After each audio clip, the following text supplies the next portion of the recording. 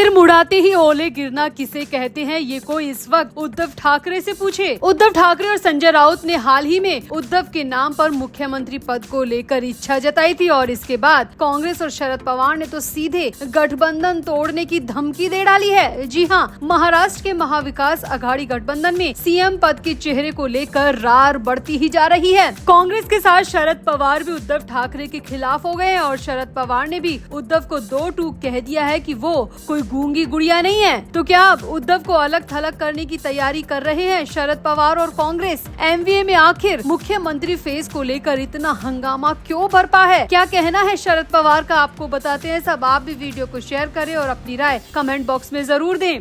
तो महाविकास अघाड़ी यानी एमवीए में मुख्यमंत्री पद के चेहरे को लेकर विवाद बढ़ता ही जा रहा है। कांग्रेस के बाद अब शरद पवार ने भी उद्धव ठाकरे को मुख्यमंत्री पद का चेहरा मानने से साफ इनकार कर दिया। मुख्यमंत्री के तौर पर उद्धव ठाकरे क्या एमवीए का चेहरा हो सकते हैं? इस सवाल पर शरद पवार ने कहा कि हमारा गठबंधन ही हमारा चेहरा है, किसी एक को प्राथमिकता नहीं दी जा रही है। हम सब मिलकर लड़ेंगे और जिसे जनता चाहेगी उसके हाथ में बागडोर दी जाएगी। हम अपनी मर्जी से किसी एक को आगे नहीं करने वाले, भले ही इसके लिए गठबंधन रहे या ना रहे फर्क नहीं पड़ता। हमारा मुख्य फोकस चुनाव में ज्यादा से ज्यादा जनता के समर्थन पर है, ज्यादा से ज्यादा सीटों को जीतने पर है, न कि मुख्यमंत्री पद के चेहरे को लेकर। पवार ने साफ कहा कि हम कोई गूंगी गुड़िया नहीं है कि कोई किसी का भी नाम ले दे और हम उस पर हाँ कह दें। हम सामूहिक नेतृत्व के साथ विधानसभा चुनाव का सामना करेंगे और किसी एक को आगे करके तो बिल्कुल भी नहीं। ये आपको बता दें कि हाल ही में संजय राउत ने कहा था कि बिना मुख्यमंत्री के चेहरे के चुनाव में जाना बेहद खतरनाक साबित हो सकता है। उद्धव ठाकरे ने मुख्यमंत्री के तौर पर बहुत अच्छा काम किया था और लोकसभा चुनाव में उद्धव ठाकरे के चेहरे पर ही महाविकास अघाड़ी को वोट मिला था। और संजय राउत के इस बयान के बाद ही कांग्रेस और शरद पवार बुरी तरह भड़के हुए हैं। शरद पवार से पहले कांग्रेस भी साफ कह चुकी है कि कांग्रेस ने तय किया है कि संजय राउत के बयान पर कोई प्रतिक्रिया नहीं दी जाएगी। विधानसभा चुनाव में एमवीए के तौर पर ही उतरेंगे। हमारी तरफ से ना तो किसी एक नाम को समर्थन है और ना ही किसी एक पार्टी को आगे करने की मंशा। गठबंधन में है तो सबकी माननी पड़ेगी, सबकी सुननी पड़ेगी, कोई एक अपनी नहीं चला सकता।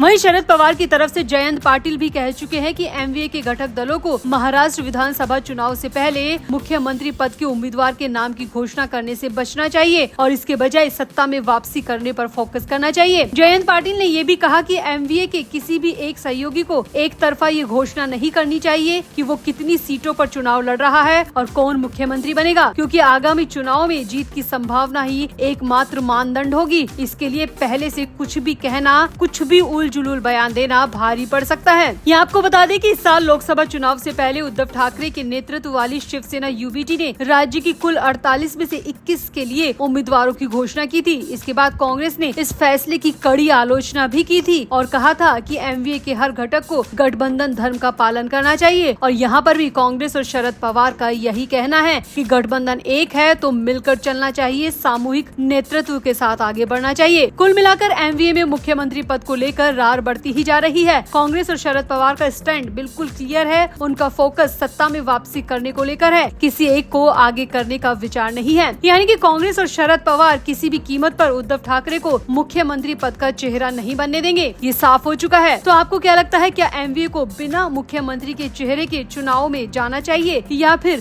सीएम का फेस होना जरूरी है? क्या कांग्रेस और पवार की नाराजगी उद्धव को मुश्किल में डाल सकती है? आप भी अपनी राय कमेंट बॉक्स में जरूर दें और वीडियो को भी शेयर करें।